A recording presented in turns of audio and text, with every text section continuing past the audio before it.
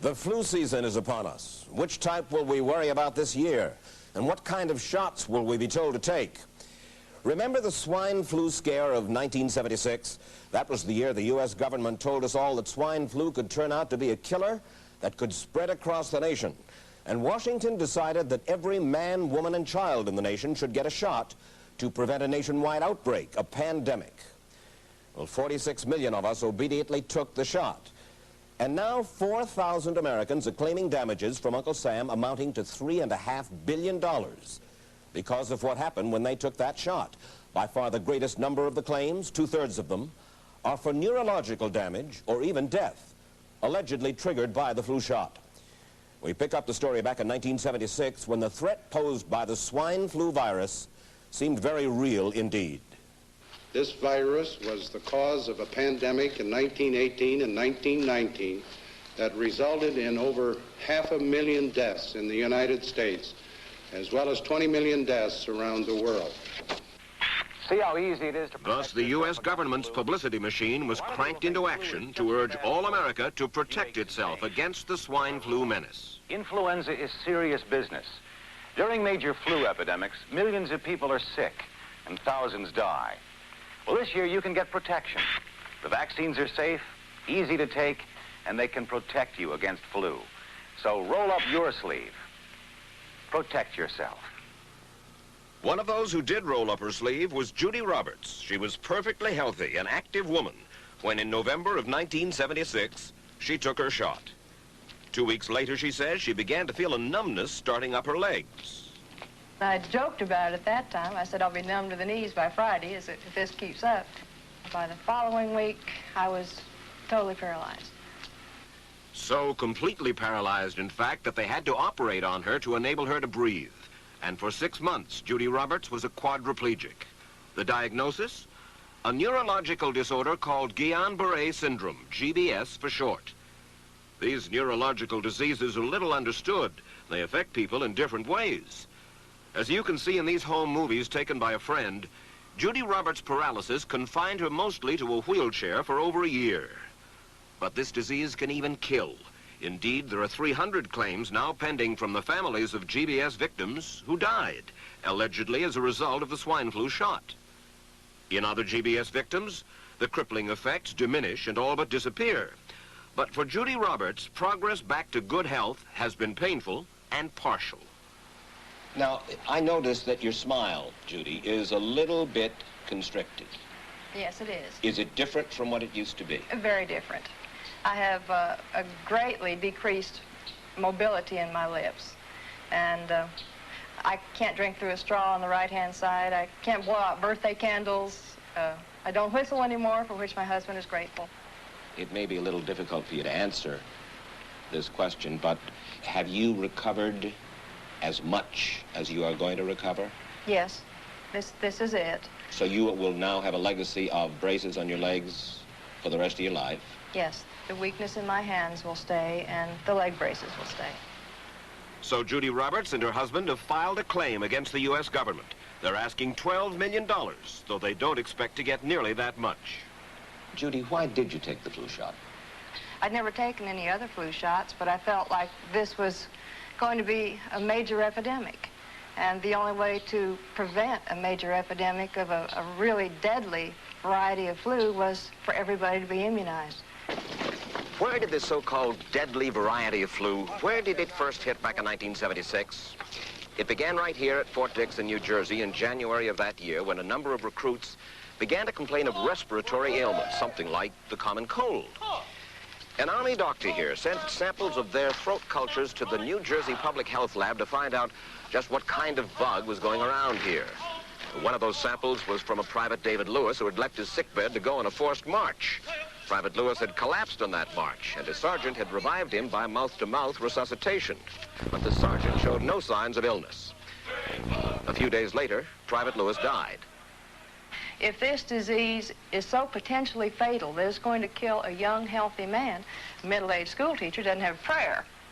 The New Jersey lab identified most of those soldiers' throat cultures as the normal kind of flu virus going around that year, but they could not make out what kind of virus was in the culture from the dead soldier and from 4 others who were sick. So they sent those cultures to the Federal Center for Disease Control in Atlanta, Georgia for further study. A few days later, they got the verdict: swine flu. But that much publicized outbreak of swine flu at Fort Dix involved only Private Lewis, who died, and those 4 other soldiers who recovered completely without the swine flu shot. If I had known at that time that the boy had been in a sick bed, got up, went out on a forced march, and then collapsed and died, I would never have taken the shot. The rationale for our recommendation was not on the basis of the death of a single individual, but it was on the basis that when we do see a change in the characteristics of the influenza virus, it is a massive public health problem in this country. Dr. David Senser, then head of the CDC, the Center for Disease Control in Atlanta, is now in private industry. He devised the swine flu program, and he pushed it. You began to give flu shots to the American people in October of '76. October 1st. By that time, how many cases of swine flu around the world had been reported? There had been several reported, but none confirmed. There had been cases in Australia that were reported by the press, by the news media. There were cases in... None confirmed. Did you ever uncover any other outbreaks of swine flu anywhere in the world? No. Now, nearly everyone was to receive the shot in a public health facility where a doctor might not be present. Therefore, it was up to the CDC to come up with some kind of official consent form, giving the public all the information it needed about the swine flu shot. This form stated that the swine flu vaccine had been tested. What it didn't say was that after those tests were completed, the scientists developed another vaccine, and that was the one given to most of the 46 million who took the shot. That vaccine was called X53A. Was X53A ever field tested? I can't say. I would have to... It wasn't. I don't know. Well, I would think that you're in charge of the program. I would have to check the records. I haven't looked at this in some time. The information form, the consent form, was also supposed to warn people about any risks of serious complications following the shot. But did it? No, I had never heard of any reactions other than a sore arm, fever, this sort of thing. Judy Roberts' husband, Gene, also took the shot.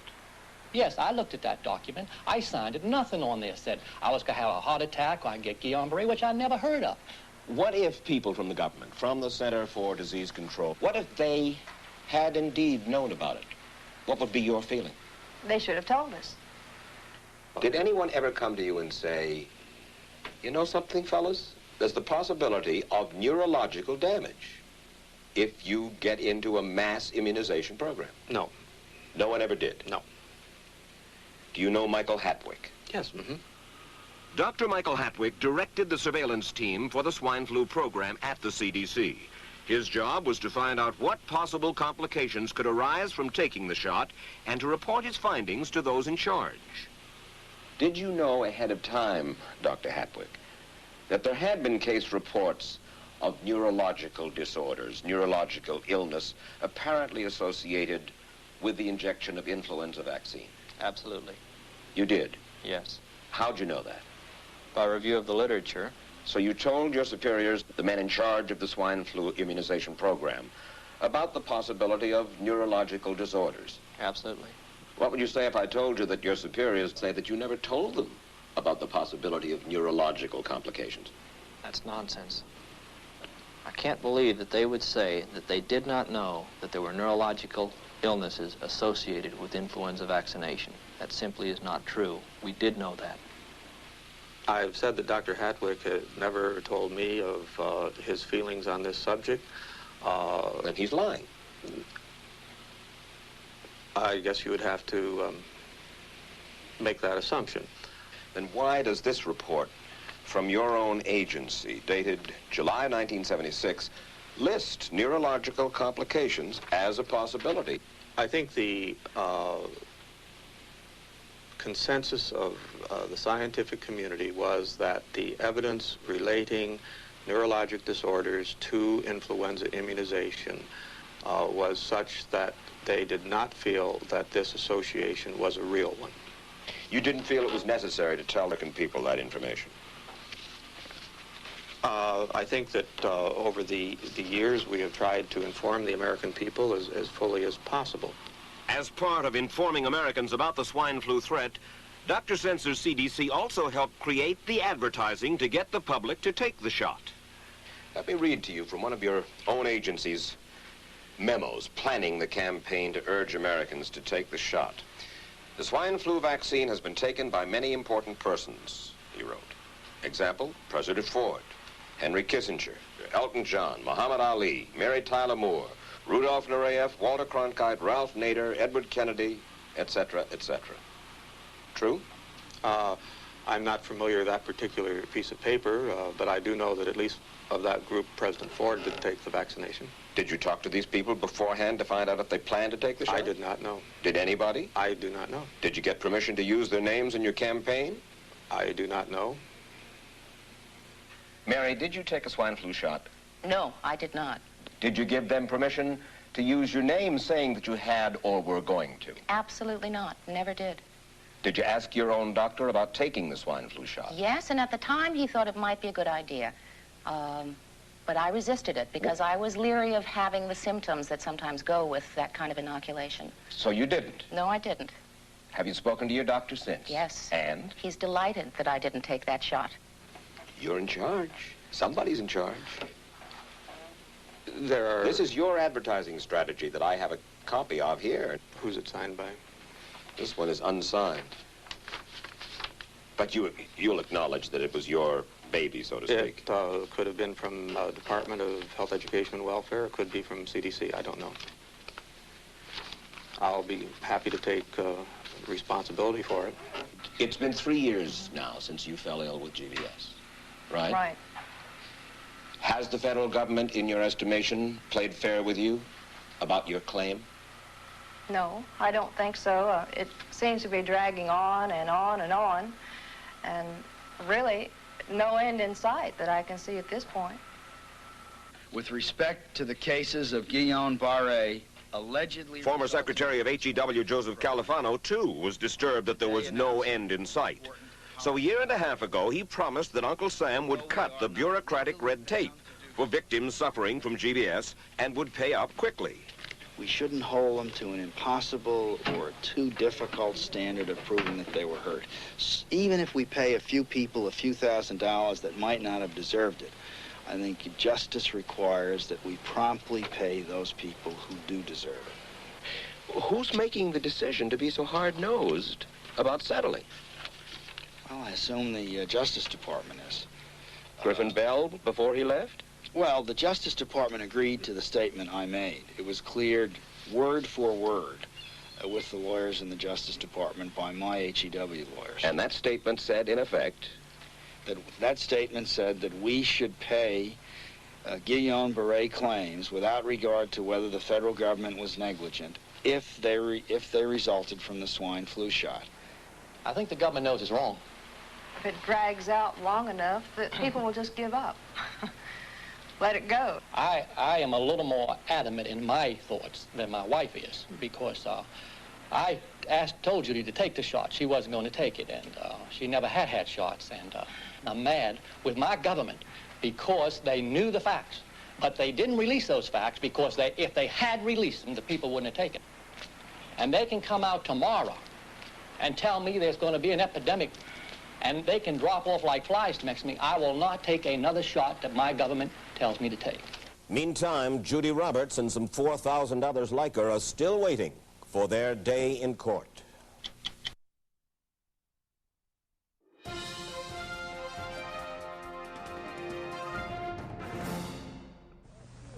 I don't need another flu shot. I had a flu shot last year. A swine flu epidemic may be coming. Swine flu shot? Well, I don't know. I've been thinking about it.